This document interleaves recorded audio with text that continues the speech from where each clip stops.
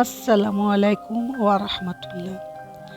আমরা অনেক সময় ভাবি হঠাৎ করে কেন মানুষে মানুষে ঝগড়া, ভুল বোঝাবুঝি আর সম্পর্ক নষ্ট হয়ে যায়। এর পেছনে কি শুধু মানুষই দায়ী, নাকি শয়তানেরও কোনো ভূমিকা আছে?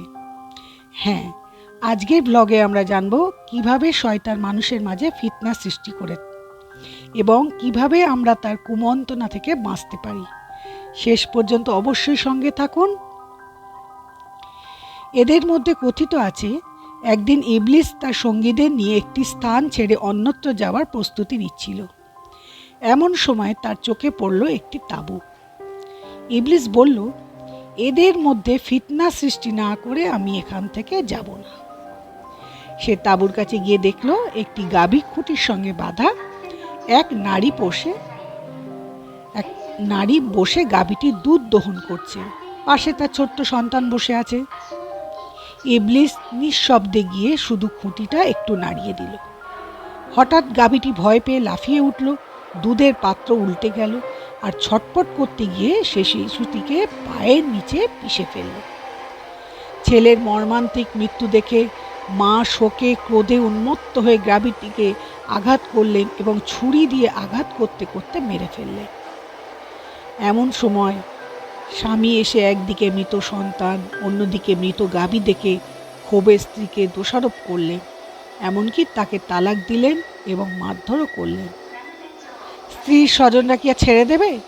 তারাও এসে স্বামীকে আক্রমণ করলো। এরপর স্বামীর স্বজনরাও এগিয়ে এলো। শুরু হলো সংঘর্ষ, বিবাদ, মারামারি। একটি পরিবার ভেঙে পড়ল, আত্মীয়তার বন্ধন ছিন্ন হলো। ইবলিসের সঙ্গীরা বিস্মিত হয়ে বলল, আপনি এমন কি করলেন? ইবলিস হাসল এবং বলল, আমি তো কিছুই করিনি, শুধু খুঁটিটা একটু নেড়েছিলাম। শয়তান সবসময় বড় গুনাহ দিয়ে মানুষকে ধ্বংস করে না। অনেক সময় সে শুরু করে একটি ছোট্ট কথা, অপবাদ, শোনা কথা, সন্দেহ কিংবা একটি উস্কানি দিয়ে। তারপর সেই একটি কথাই ভেঙে দেয় পরিবার, নষ্ট করে বন্ধুত্ব, ছিন্ন করে আত্মীয়তার সম্পর্ক, কেড়ে নেয় ভালোবাসা।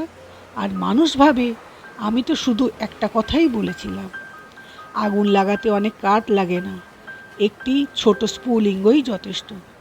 তেমনি একটি অসতর্ক বাক্য কখনো কখনো বহু বছরের সম্পর্ক ধ্বংস করে দিতে পারে।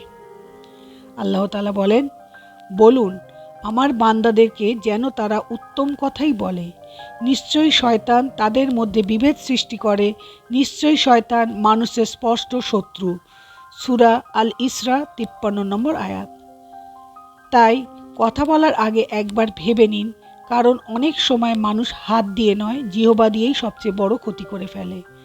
আল্লাহ আমাদের সবাইকে শয়তানের ধোঁকা ও ফিতনা থেকে হেফাজত করুন। যদি ভিডিওটি আপনাদের ভালো লাগে তাহলে লাইক করুন, বন্ধু এবং পরিবারের সঙ্গে শেয়ার করুন এবং ইসলামিক এমন আরও ভিডিও পেতে চ্যানেলটি সাবস্ক্রাইব করে পাশে থাকুন। আসসালামু আলাইকুম ওয়া রাহমাতুল্লাহ।